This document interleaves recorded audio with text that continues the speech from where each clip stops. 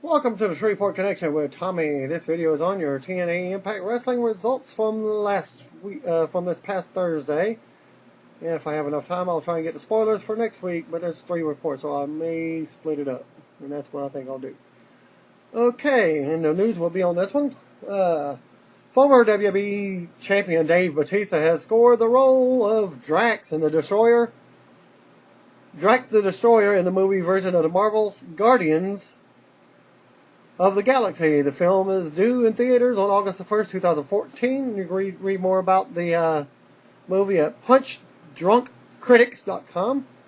This is Batista's most high-profile gig since leaving WWE. There was a talk that he was interested in returning to the company, but one can only wonder if this will put a damper on any immediate WWE-related enthusiasms he may have had. And thanks to all the readers who pass along notes about this story. WWE wrestler Jimmy Uso, aka Jonathan Salofa Fatu, was arrested on Wednesday morning in Hillsborough County, Florida, and charged with driving under the influence. He was released on a $500 cash bond a few hours later, and you can view his arrest report at hcso.tampa.fl.us. And thanks to Anthony DeBlasi for that news. Fatu was arrested on a charge with DUI on September 29, 2011. There hasn't been any noticeable punishment for WWE yet for the first time, or on the same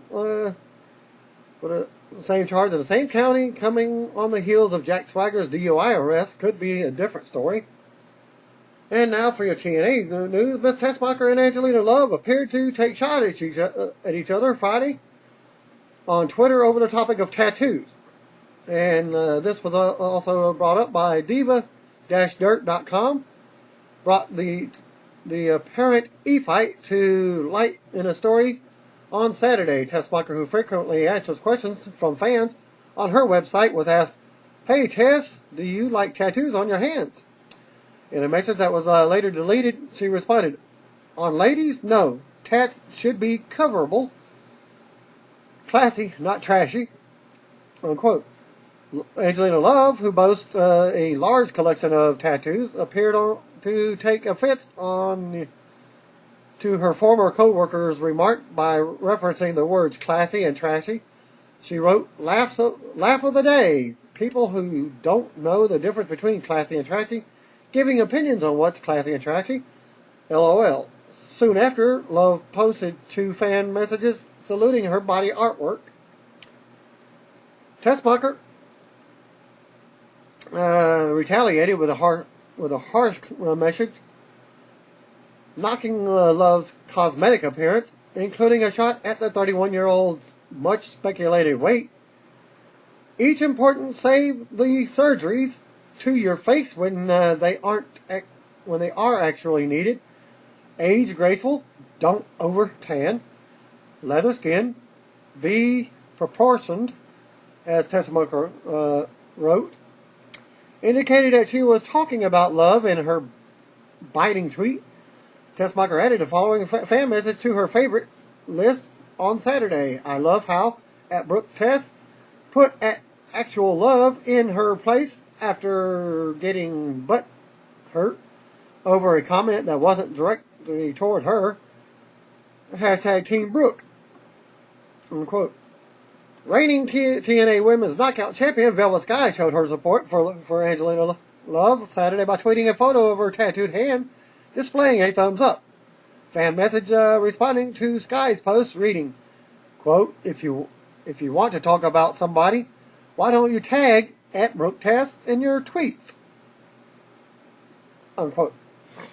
Christy Hemme, Gail Kim, Mickey James, Miss Tessmacher, ODB, SoCal Val, and Taryn Terrell participated in a bikini photo shoot Saturday in Florida. And I will post the one picture on my Facebook account on that, from that photo shoot. Okay. Doug Williams and Tara are heading to the United Kingdom in May, as the TNA wrestling stars have been announced to appear at Collectormania 19. The convention takes place May 25th to the 27th at MK Don Stadium in Milton Keynes, England. And also scheduled to appear is Amy Lita Dumas, and Kid Cash are also scheduled to appear. TNA President Dixie Carter took to Twitter earlier today or yesterday and kept the Aces and Eight storyline going as she has fired TNA agent D'Lo Brown, who was recently revealed as vice president of the group, as Dixie tweeted, quote, "This smart move of yours has cost you your job. Congrats," unquote. And that's to D'Lo Brown. Well, D'Lo Brown replied, quote, "It's okay, I got a better offer anyway. Now that I don't have to be responsible, maybe it's time I focus on restarting my previous career. Hashtag food for thought," unquote. Recently released TNA Knockout Rosita has confirmed that she will not be appearing at the TNA's upcoming Knockouts pay-per-view. Well, the pay-per-view, named One Night Only Knockdown, will crown the true queen of TNA and was recently announced as one of 8 specials that will be broadcast between TNA's main 4 pay-per-views now. Rosita, real name Thea Trinidad, was rumored to have been released back in January, and she confirmed the news last month. Regarding her status for this upcoming event, she responded to a fan on Twitter with the following message by Thea Trinidad at the Thea Trinidad TMT. "No, sir, I will not be. I'm sure it'll be good, though." Retweet at BMitch905, the fan. And at Thea Trinidad, are you going to be at Knockout Special Pay-Per-View this year? And that was at 1:12 a.m. on March 15th, 2013. This news comes just 11 days after it was already reported that Rosita may have taken part in a WWE tryout. Perhaps a potential reason as to her absence for the TNA show. One Night Only Knockouts Knockdown will be taped this coming Sunday, March the 17th. Well, I think that should have been today, and that's credit by DivaDirt.com. And now for your results for the March 14th, 2013 Impact Open, with a recap of Hulk Hogan giving Bully Ray a big speech backstage at Lockdown, only to have Ray go on to reveal himself as leader of Aces and Eights. Still shot photos aired of the match, and video footage aired of Ray striking Jeff Hardy with a hammer and taunting Hulk Hogan and Brooke afterwards. Todd Kenley, Mike Tenay, and Taz introduced the show from the announcer's table, which is positioned at ringside. They spoke about Bully Ray and teased the return of AJ Styles for later in the show. The building looks good on television. It looks like a good-sized and lively crowd. Chavo Guerrero and Hernandez, Mexican America 4, came to the ring for a tag title match. Aces and Eights hit the ring and attacked Chavo and Hernandez. The Aces and Eights included D'Lo Brown, Mr. Anderson, Doc, Mike Knox, Devon, Garrett Bischoff, and Wes Briscoe. After clearing Chavo and Hernandez from the ring, Devon took the mic. Devon healed it up by telling the crowd to sit down and shut up. Devon introduced the new TNA champion, Bully Ray. Bully slowly walked to the ring from the side of the building opposite the stage, and he had the TNA title draped over his shoulder. "The boss man is looking good," Taz said. He got up and hugged Ray once he arrived at ringside. The Aces and Eights members are all held up their 8-finger sign. I guess I haven't seen Impact for the last 2 weeks. It's been working, so I just have to get the results. Ray, who was wearing an Aces and Eights cut for the first time, soaked up and then asked, "Do you know who I am?" I guess he's talking to his calf muscles. Claims he has the largest calves in the world. "I am the president of Aces and Eights, and I am the TNA World Heavyweight Champion. I am the guy that used Sting. I'm the guy that screwed Brooke Hogan. I'm the guy that made a fool out of Hulk Hogan." Bully then said he is also the guy that made a fool out of every single fan. He said that they pulled the wool over the eyes of the fans for 9 months. For 9 months, you bought it, he said. Ray said he's never felt so proud as when he saw his brothers climb the cage at lockdown and hand him the hammer. Ray said that the plan was actually for him to leave the cage when Briscoe and Bischoff came out. He said that didn't happen because of Hulk Hogan. He said Hogan sat him down and had the big father to son talk with him. A loud Hogan chant broke out. Ray said that he couldn't give a damn about Hulk's advice. Ray said he did something in one night with Aces and Eights brothers that the NWO would never accomplish. Ray called out Hulk Hogan and begged him to come to the ring and fire him. Fire them all. It won't happen, he said. He ain't going to fire us. We are the Aces and Eights, and when you ride with the Aces and Eights, you'll never walk alone. Very well delivered promo, though no real attempt was made to answer the questions about why the other members beat up Ray repeatedly or the other holes in the story. It doesn't have to come in the first promo, but I hope there is some explanation offered. Does anyone miss the Impact Zone yet? Me either. Backstage segment, Sting said Bully Ray is digging his grave, and he's digging a grave for TNA. Now he's in the fast lane, and it pisses me off, as Sting said. And announcers teased Tara and Gail Kim versus Velvet Sky and Mickie James after commercial. And from the commercial, during their introduction, Gail was shown delivering a pre-taped promo. She said no woman should have to go through what Brooke Hogan is, but she applauded her decision to put referee Taryn Terrell on probation. And the first match of the night was Mickie James and Velvet Sky versus Gail Kim and Tara with Jesse. Terrell was the referee for the match. Tara kicked Mickie in the head while standing on the ring apron just as the show went to break. TNA is using new and improved graphics for Twitter and the pop box style. Interview with Tara was new. It looks like they made quality production changes along with them going on the road. Everything looks top notch thus far.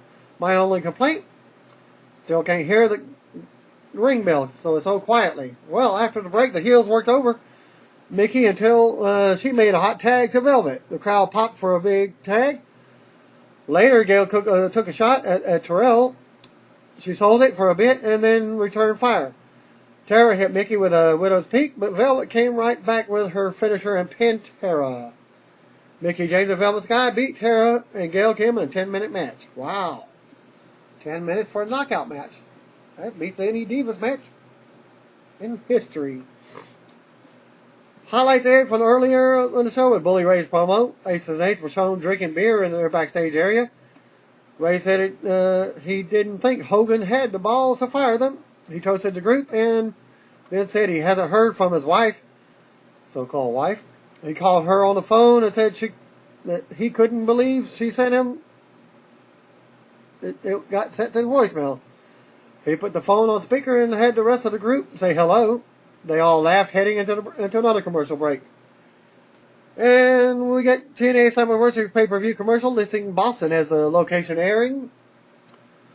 The camera guy approached Hulk Hogan whether he would fire Aces and Eights and also asked about Brooke Hogan. Now, Hogan replied. Match number 2, Robbie E versus Robbie T again. Robbie E took the mic and said Terry's win at Lockdown was a fluke. Terry dominated E, and the crowd chanted, "Feed me more" at one point. Very funny. Terry danced afterwards, and the crowd was somewhat receptive.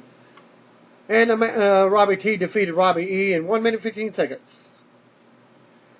There was a positioning flub before Terry hit his finisher, but otherwise it was pretty straightforward, with Terry plowing through his former sidekick. This dancing thing strikes me as somewhat funnier to people backstage than the people in the crowd. Then they showed a shot of Sting entering Hulk Hogan's dressing room.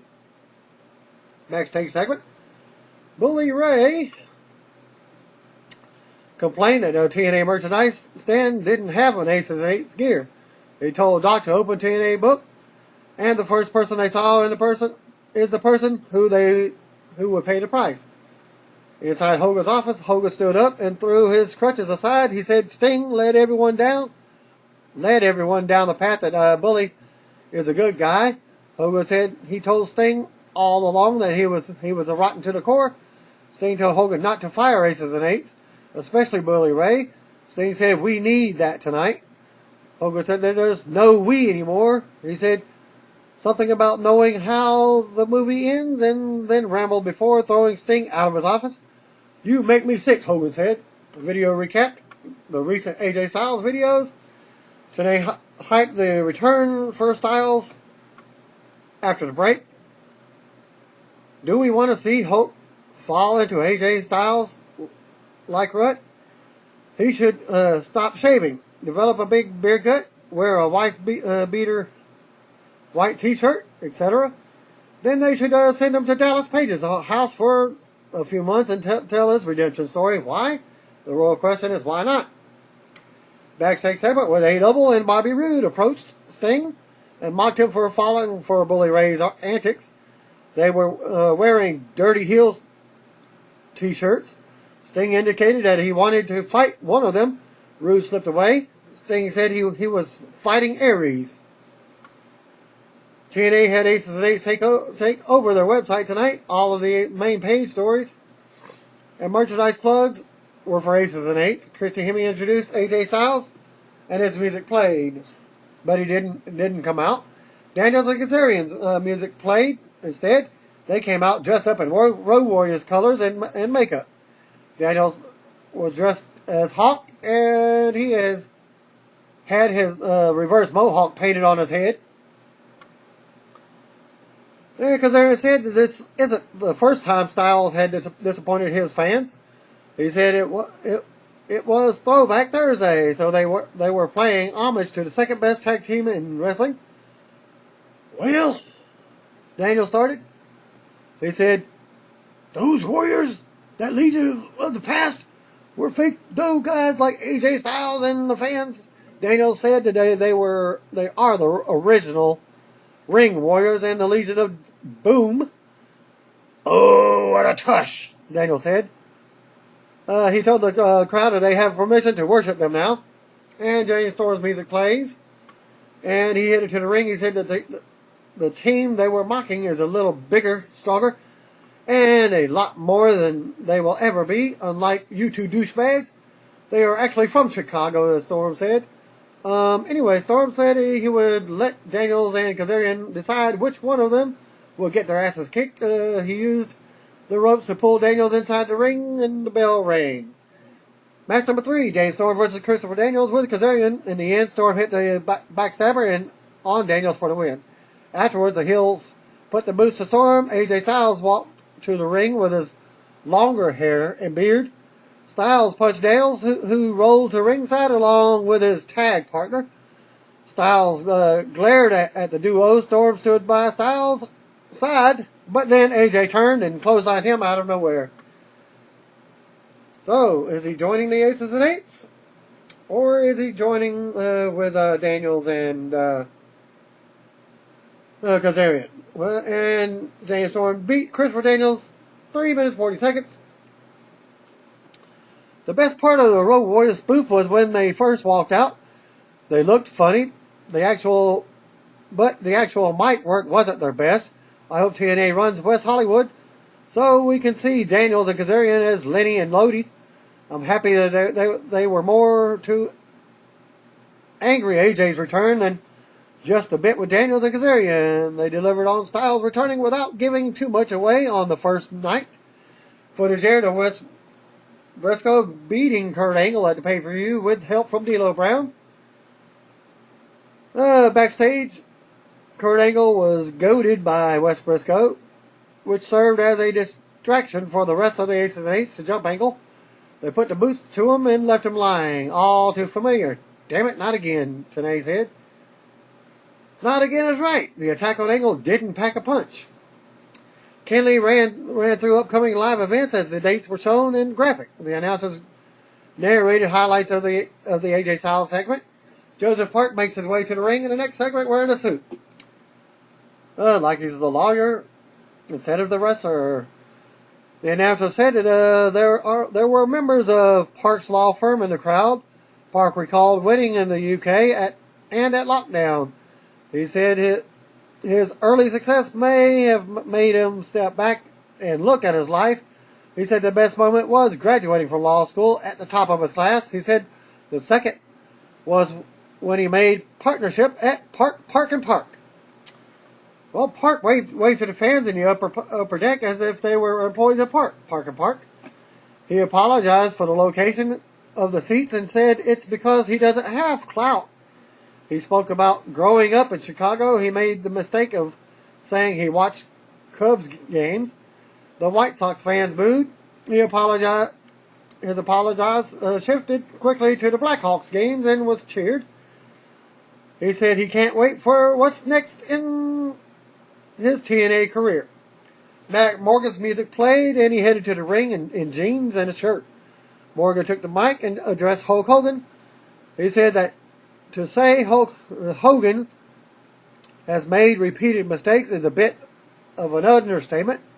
He laughed at the way that Bully Ray's situation played out. He said there was no bigger mistake than Hogan has made on Impact than the walking joke standing in front of him right now. Morgan said that the fact that Hogan signed Park to a contract is an abortion to the sport of pro wrestling. Morgan said he's going to start eliminating Hogan's mistakes. Starting with Park, Morgan got in Park's face and told him that unless he wants all of his teeth knocked down his throat, he should get the hell out of the ring now. Park started to leave. Morgan called him a fat boy and told him to leave the dump city of Chicago and never come back. Park stopped and told Morgan that they never backed down from a fight. In Chicago, the fans roared. Park told Morgan if he wants a fight, they should do it on the spot. Morgan said they do things on his time, and Morgan teased leaving the ring, but then stopped and blasted Park with a carbon footprint. And my time is next week, Morgan said to the fallen Park. The timing of the carbon footprint was bad. Park looked one way while playing to the crowd, and Morgan started going for the move, thinking Park was going to turn that way, but then Park turned the other way instead, and Morgan had to stop and reset. It was a little clunky, but they pulled off the rest, or they pulled it off to reset the carbon footprint. Overall segment was good, as Park got a great reaction in his hometown, and Morgan had good heat while railing him and the city. And backstage, Bully Ray told the rest of the gang that he felt good about taking out the gold medalist. Ray asked if Hogan was going to fire them. Do something, Hulk. Fire us if you have the balls. Ray said, if you won't come to us, maybe we should come to you. Ray told Hogan not to think they won't destroy his show. He said that was a good idea and led the rest of the group out of their room. Then they showed a video recapping the Hogan family and Ray drama. Brooke was shown crying in the video and asking why so many people take advantage of her. Taz said, "You think Brooke would be happy for her husband?" Match number 4, a double with Bobby Roode versus Sting. Roode and Aries wore their dirty heel shirt to the ring and seemed to be looking for cheers more than boos, based on how they were playing to the crowd. Sting got a huge reaction. The announcers noted that this was the show's main event. There were loud dueling chants for Sting and Aries. Sting had the advantage, but Aries avoided the Stinger Splash in the corner. Roode got involved at ringside. Sting roughed up Roode and hit the Stinger Splash on the guardrail. Aries leapt off the top rope and took out Roode accidentally. Sting soaked up the loud ovation heading into the commercial break. As expected, Sting is coming off like a much bigger deal outside the Impact Zone. Those fans always liked him. But bigger crowds that don't see him in person on a regular basis are sure to be louder and more appreciative. After the break, the referee threw out Roode, and A-Double took control of the match, and the dueling chants for both wrestlers started up again. Aries performed a drop kick off the second rope to the back of Sting's head and got a 2 count. And Aries showed frustration over not getting the 3 count. Sting made his comeback, and Aries bumped all over for him. Sting went for the Scorpion leg drop, or leg lock, but Aries slid out of it and then clotheslined Sting with a top rope. Looks like, I guess, a hot shot. Aries followed up with a missile drop kick. He stood up and impersonated Sting, who got back on his feet to regroup. Come back. Aries came back again with a big drop kick in the corner. Sting returned fire with a Scorpion death drop, but Aries kicks out. Sting hits the Scorpion splash, the Stinger splash, and applied the Scorpion deathlock. Ace of Spades hit the ring and attacked Sting. Aries slapped the mat once and then rolled out of the ring and disappeared.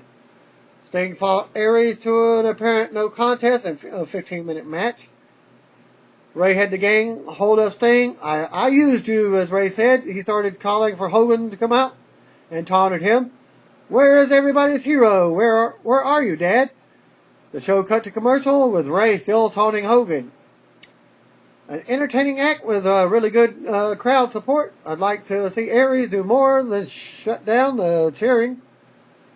He seems to be content being comedic and getting cheered rather than going for all-out heel heat. Still, Aries was responsible for getting a better match out of Sting than anyone else lately.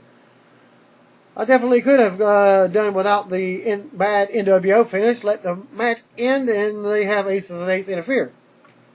Well, after the break, Ray continued to rant until Hogan's NWO theme interrupted. Hogan got a big reaction from the live crowd. He said firing Bully Ray would be giving him the easy way out. Hogan said every dog has his day. He said it may not be today, and it may not be tomorrow. Live by the sword, die by the sword. Hogan said he was empowering every man and every woman in the TNA locker room to band together to eliminate Aces and Eights. Jeff Hardy, Samoa Joe, Magnus, Kurt Angle, Joseph Park, Chavo Guerrero, Hernandez, Rob Terry, it all ran out and brawled with Aces and Eights in the ring. As Aces and Eights got the better of the brawl, Ray got on the mic and asked if this is what Dad meant by something memorable or memorable. How's this for something memorable, you old bastard, as Ray asked.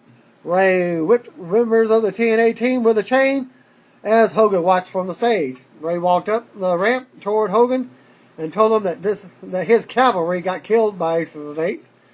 What are you going to do now, Dad? As Ray asked. Hogan, who was on crutches, took a couple of steps toward Ray, who was joined by Devon and D'Lo on the ramp. As the show goes off the air. The goal of the night was clearly to build up Ray and the rest of Aces and Eights. Hardy, given that he's the guy who lost the TNA title. I can't believe I'm saying this, but I was actually hoping he'd hear something from Brooke Hogan. Ray did a good job of holding up his end. He's star, but the other members of Aces and Eights just feel like henchmen more than anything. Overall, TNA looked so major league while playing in front of a hot crowd in an arena. The company and the wrestlers all felt more important than they ever did inside the Impact Zone. And I'll end the results right there at that point, and start the next one with some birthdays and what have you. And thanks for viewing your episode for the 13th, 15th, I should say. And thanks again. Peace out.